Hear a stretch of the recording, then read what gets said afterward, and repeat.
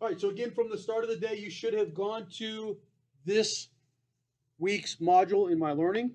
So what does that look like? Well, if you go, not like that, not like that either. Go back to home. So if you go to home, you can see week 3, right? So if we click on week 3, that jumps us into this week's module. And if it doesn't, if you see a bunch of stuff here, you're looking for week 3. Yes, we are in week 3. Hard to believe we're almost halfway through the first 9 weeks, right? It's like almost an eighth of the way done with the year. But nonetheless, week 3, Photoshop, selecting tools and transform tool, copy, delete, load, and save. We're going to do all of that over the next couple of days. You'll see there are the 2 images that we needed, Beach Tower and Beach Ball. If we click on Beach Tower, you'll see that it automatically downloads, right? So that'll go to your downloads folder. If we click on Beach Ball, we didn't get that. What happened? The photo popped up. So we should have learned from last week that we can save images from the internet. This is no different than that. So to save an image from the internet, what do we need to do?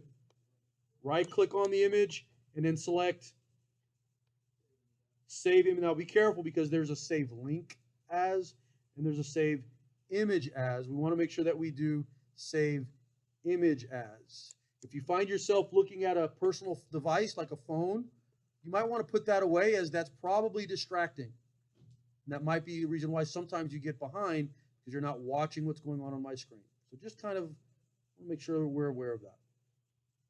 All right, so here's where I'm going to save it. I'm going to click Save. We're good to go.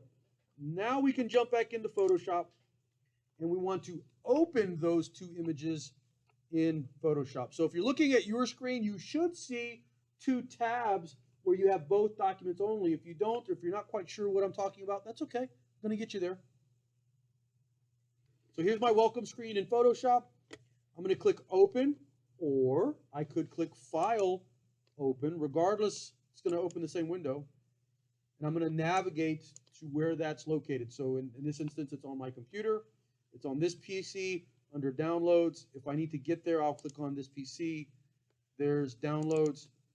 There, of course, I've done this multiple times, so obviously you guys are looking for the one time. So there's my Beach Tower, Beach Ball. I'm going to open up Beach Ball. There it is. I'm going to repeat that same process. File, Open. Now I'm going to select Beach Tower. And now what I should see is at the top of my screen there, I now see that I have 2 tabs open. Right? I have Beach Ball and Beach Tower. So it's possible to open up multiple documents inside of Photoshop. You're going to do a lot of this, especially tomorrow, and especially with your project that you guys are going to start on Wednesday. All right, so here we have our 2 documents, Beach Tower, Beach Ball. We're going to start with Beach Tower. First and foremost, does everybody have those 2 documents open? If not, let's go ahead and pause me so that I can get you there. All right, so we have both documents open. We're going to work with the Beach Tower first. For this first part, I'm going to do a lot of demonstrating, a lot of which it's some simple stuff, but I rather than like step for step, just watch, and then I'll let you practice. So just, you're going to have to bear with me. So watch my screen. If your eyes aren't on my screen, then you're not doing what you're supposed to be doing. All right, review. Last week, we went over the selection tools, right? We have our marquee selections, such as the rectangle and elliptical. We have some lasso selections, such as the lasso, polygonal lasso, magnetic lasso. Remember the sunflower, and we made some selections, right? And then we have our object selection. These are our quick selection tools, right? Object selection, quick selection, and magic wand. And then I posed a question to you guys, and I asked, for that sunflower, what was the best, or just in general, it doesn't have to be for specific anything. Well, I'll just leave it general like that. What's the best selection tool to use? Say that louder. Okay, lasso.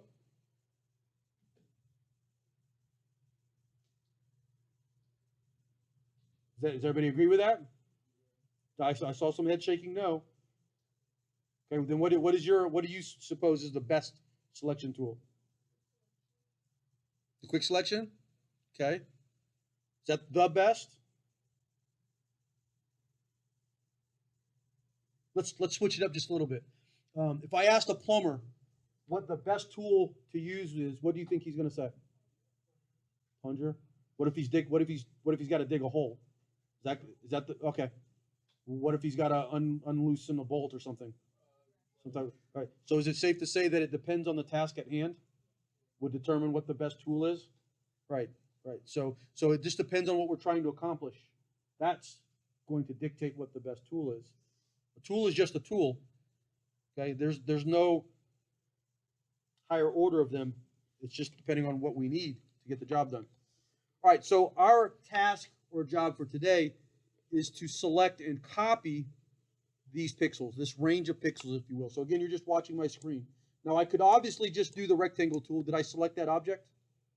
If you're watching my screen, did I select that object? Did I select it with great precision? No. So probably not the best tool. The lasso tool, Control D to deselect. Am I a little more precise with this tool? Yeah. Not real precise because a lot of that has to deal with my dexterity and how well I can control the mouse, right? I could certainly go in and subtract pixels, add pixels, etc. So I could use a range of different tools. But let's just say for the spirit of today's lesson, that was the best tool to use. So there we go. We have that selection. Okay. Go ahead and do this yourself. Make that selection. Whether you want to use the lasso tool or if you want to just use the marquee tool, I don't care. But make a selection nonetheless. I'll give you guys about 30 seconds to do that. That's all you're doing is making a selection. That's all you're doing. Make a selection. So before we move forward, let's make sure that we right-click on our background layer. Love the bell. We're going to right-click on the background layer and select Duplicate Layer. If you didn't see that the first time watching my screen, here you go. I'm going to right-click on Background and select Duplicate Layer. We're going to click OK. Remember, that makes the copy. We're going to poke, if you're watching my screen, we're going to poke the eye for background. We're going to make that invisible. So if you did what I just did by making that layer invisible, your screen should look like mine. There it is. That's what your screen should look like. That's what I should say your layers panel should look like. So I'm going to walk around real quick, just make sure we're all there. All right, so we now have a duplicate layer. This is the layer that we're working from. We make the background layer go away because, well, if we make changes to the layer that we want to make changes to, we want to be able to see that. You're going to see that here in a second, I promise you. All right, we're going to make that selection again. So if you want to go ahead and practice this again, you can follow along with me. I'm just going to use the lasso, and I'm going to quickly, I'm not with great precision, but I'm just going to quickly grab, for the spirit of this lesson, I'm just going to quickly grab this beach tower. There we go. Close enough. I'll give you a couple seconds to make that selection. If making selections are hard, feel free to use the marquee tool to just quickly make a selection. All right, moving along. Now, we want to copy the selected range of pixels so that we are basically creating a second beach tower. So watching my screen, I'm going to accomplish this in a couple ways. And I'm going to demonstrate it so that you guys can see it, and then I'll let you practice and play. So for this next part, just watch my screen. So I'm going to use the Move tool. Remember the Move tool is the 4 arrows from last week? Shortcut is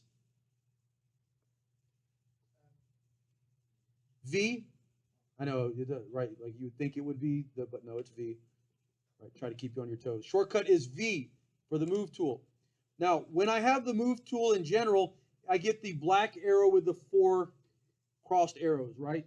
And if you're if you're back here, I know it's hard to see, but if you select the Move tool, your cursor should change from a white arrow or whatever it was to now it's a black arrow with those 4 crossed arrows.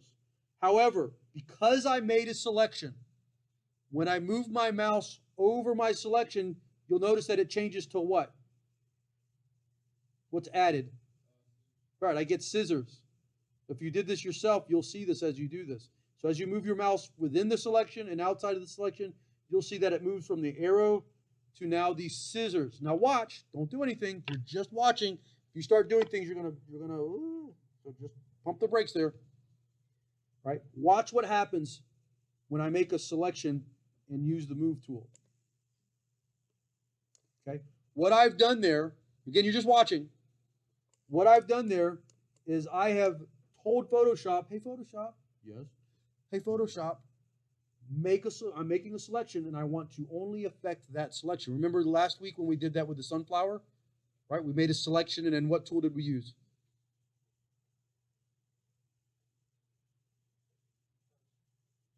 We made the selection on the sunflower and then we colored it in with the brush tool. Right, we used the brush tool. So we told Photoshop that, hey, we're going to make a selection based on my selection of these pixels. When I apply the brush stroke to that, only affect those pixels. In this instance, we're using the move tool. So we're saying, hey, Photoshop, I'm only going to move the selected range of pixels. And there we go, right? However, this is certainly what we do not want to do here, right? We don't really want to vacate that space. We're trying to copy and paste. So this is certainly not what we want to do here. I'm going to Control Z to undo it. Moves it back. So instead of just moving pixels, I want to copy or replicate those pixels. Watch my screen again. This time I'm going to press and hold the Alt key. Notice that my cursor changes now to what? Are the scissors still there? No, the scissors are no longer there. I now have two arrows, a black and white arrow, and this is telling me that I'm about to replicate pixels. Now watch my screen here. So again, with the move tool, holding the Alt key. So if you're writing that down in notes, right? Like move tool, hold the Alt key, replicates pixels, right? Here it goes, watch. Oh. And if I look at my thumbnail, I can see all I've done is just move those pixels, but I didn't just move them, I actually replicated them and then moved them. Now watch, I'm still holding the Alt key. I'm still holding the Alt key. I'm still holding the Alt key. Every time I click and release the mouse, I am replicating those pixels. Don't do this. You're just watching. Okay. There we go. I'm going to Control D. Again, you're just watching. Control D to deselect. Now, if I want to move one of these replicated set of pixels around, I'm just going to click and move it, right? Uh-oh. Uh-oh. That's an issue. What's the problem? Right, right. Remember the brush tool from last week? In order to individualize or have control over a specific brush stroke, we had to create a layer for each one of those. Okay? So while this will allow you to replicate pixels, it does just that. It's replicating and painting those pixels on top of that same layer. So you lose the control of those separate elements. Then why do it? I don't know. Maybe there's situations where you want to do it. I don't know. It's a tool, right? It's just a process. It's something that you can do. However, that's not what we want to accomplish today. Because what we want to do today is we want to literally copy and paste that selected range of pixels in a way that we can still manage those pixels. So we need to do what's called copy paste. So still watching my screen. And you can go back and try this later. But you're still watching my screen here. Ready? I have a selected range of pixels on my background copy layer. I'm going to click Edit and Copy. Shortcut for copy is what? Control C. Thank you. So I'm going to press Edit, Copy, or Control C. Again, I still have that range of pixels selected here. Now, I'm going to do Edit and Paste. Control V. What happened?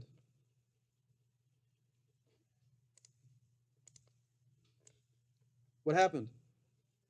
Yeah, it made another layer for me. So it will automatically paste those layers to those pixels to a new layer.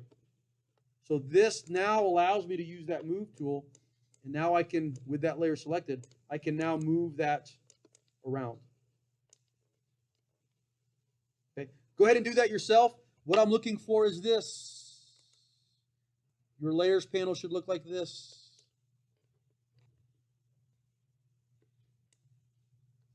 Ooh, that'll make you nauseous.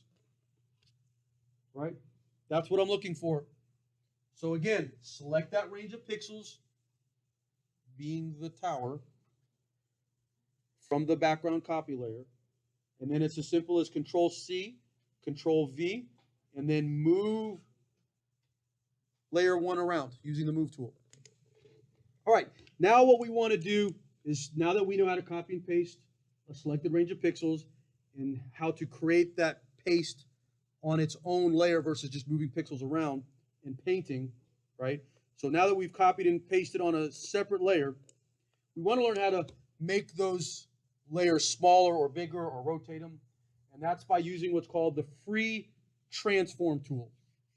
Right? The free transform tool can be found under, first of all, let's make sure that we have layer 1 selected. We're going to click on edit. So if you're watching my screen, you're looking at what I'm looking at, which I clicked on edit.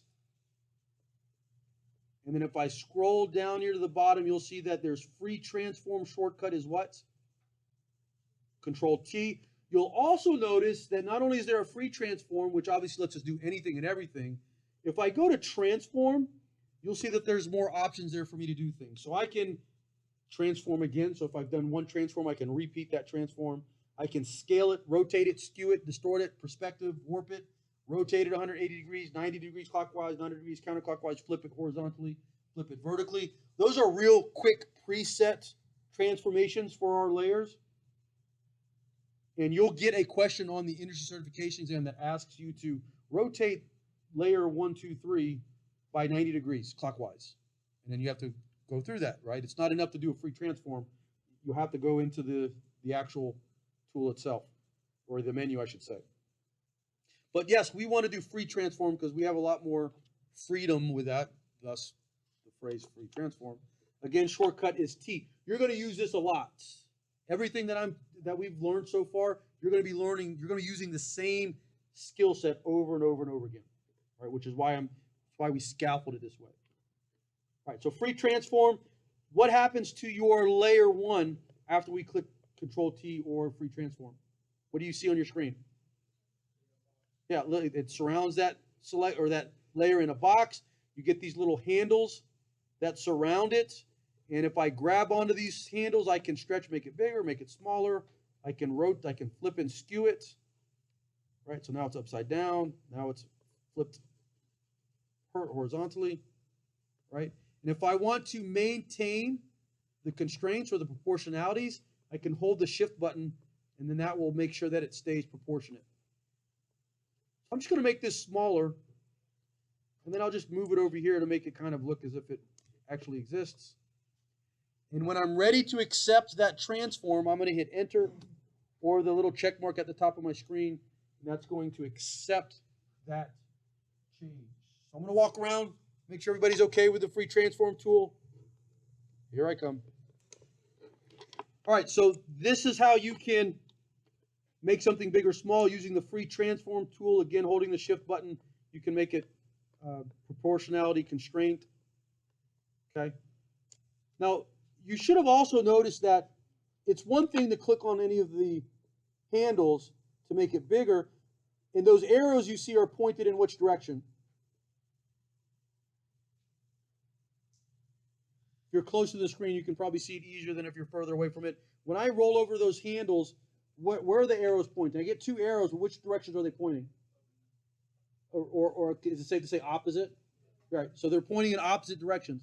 However, if I roll my mouse above the handles, where are the arrows now pointed? Yeah, it's kind of like a curve, right? So that's letting me know that I can actually now rotate. So if I need to, I can now rotate. If I hold the shift button down, I can rotate it in 15-degree increments. I'll also get a little bubble by that cursor letting me know at what degree I'm actually rotating this. So there's 0, there's 15, 30, 45, 60, 75, and 90. Again, hitting enter to accept or the check mark. All right, copy, paste, transform, making it bigger, making it smaller. One last thing. Last week, we saved an image off the internet and we opened it in Photoshop. This week, we have 2 images that we've downloaded, and we want to kind of bring one image into the next. So let's take a look at that. So I'm going to go ahead and go to my beach ball image. You guys can follow along with me. Now, for the purpose of saving time with this, we're going to go ahead and grab the quick selection tool, specifically the object selection tool. And if you're watching my screen, I'm going to click in this area right here. Right? I'm going to click and drag. So I'm going to make that selection. And that's going to select my beach ball. Now I'm going to click edit and copy. I'm going to come back to my beach tower and then edit and paste. And there's my beach ball. And you should know by now, if I need to make that layer smaller, what am I going to go to? Free transform, which shortcut is Control T. So Control T. Now I can make this guy smaller. Ooh, holding the shift button, keeping the constraints. I can rotate it if I need to. And I can also move it as well.